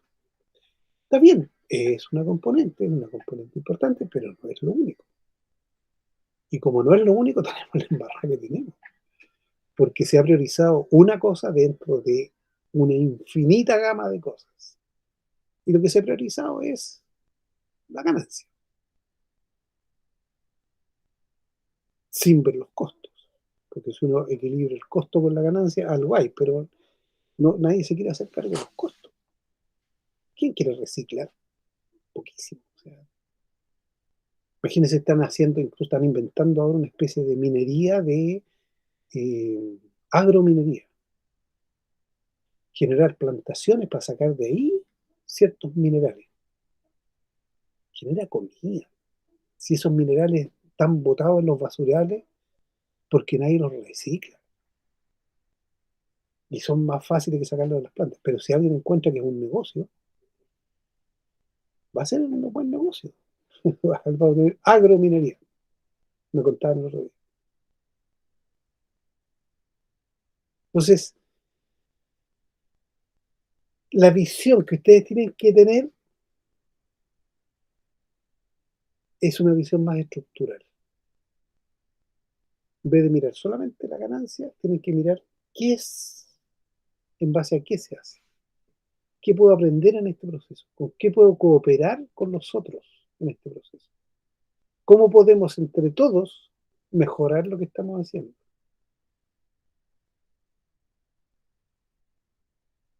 Y eso es bien distinto a simplemente decir, mira, esto es un negocio.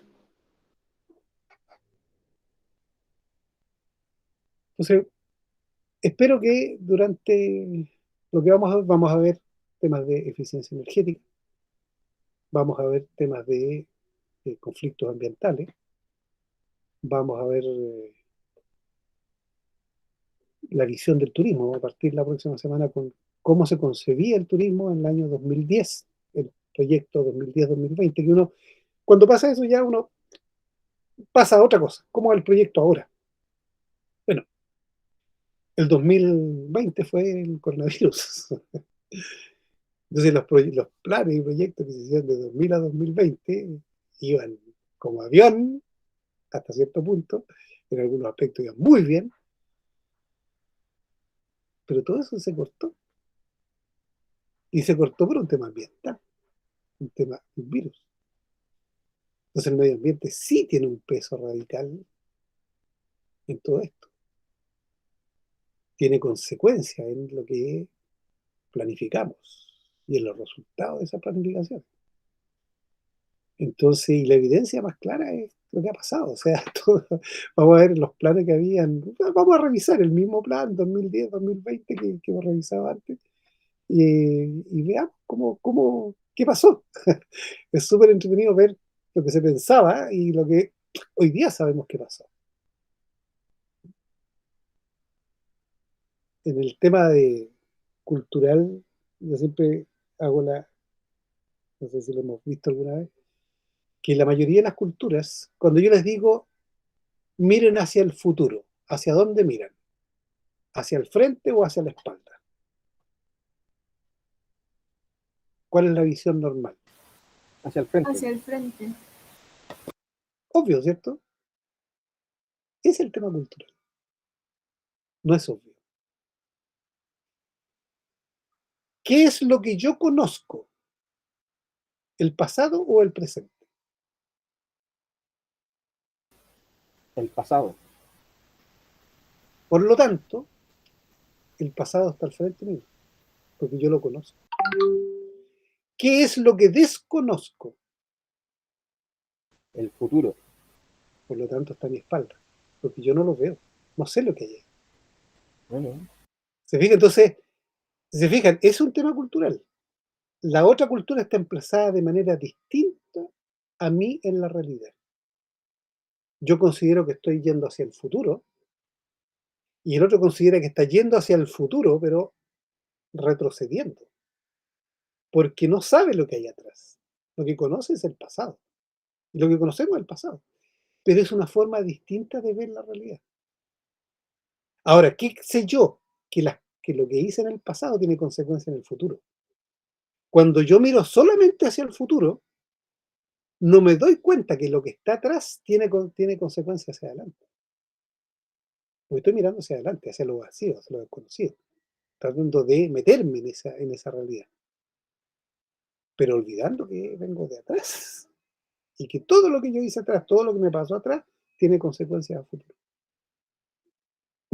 Ese es el tema cultural. Esa es la diferencia de una cultura que te hace pararte en el mundo de una manera totalmente distinta.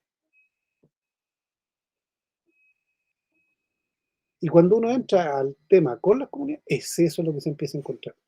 Ahora a lo mejor no se van a encontrar con algo tan dramático, pero se van a dar cuenta que es otra forma de ver el mundo. Entonces necesitamos repensar lo que estamos haciendo. Vamos a hablar algo de las comunidades y todo, pero en realidad es súper sencillo. O sea, si uno lo mira, es convivir con el otro.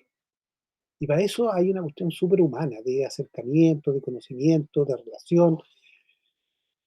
Y la diferencia entre lo campesino y lo originario es que el originario tiene una cultura bastante distinta a la del campesino, tiene una visión distinta a la del campesino, pero los dos viven de una manera muy parecida. Entonces tampoco hay una diferencia radical, así como que no hay ningún punto de unión. Al contrario, hay muchos puntos de unión. Entonces,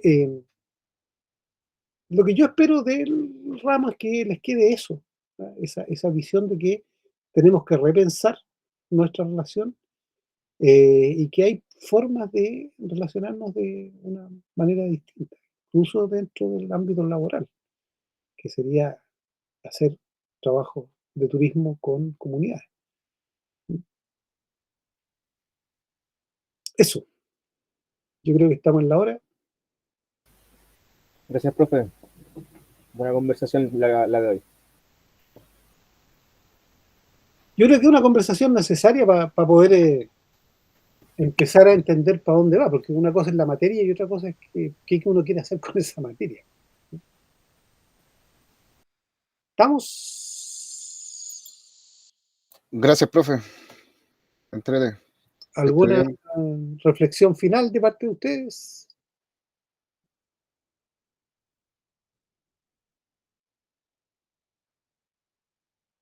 ¿Comentario? ¿Algo que quieran decir? Trabajar en nuestro legado para dejar otra herencia.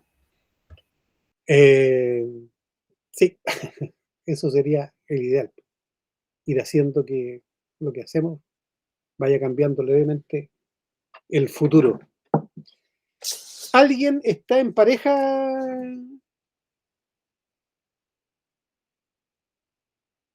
en este momento? ¿En la conexión? ¿Estén de a dos o nadie? Ya. Parece que nadie. Entonces, nos vemos el lunes para la clase. Nos vemos, profe, que esté bien, cuídese. Ya pues, que estén súper bien. Un abrazo. Chao, profe, que esté bacán. Chao, profe, que esté muy bien. Nos Chao, vemos. gracias. Cuídese.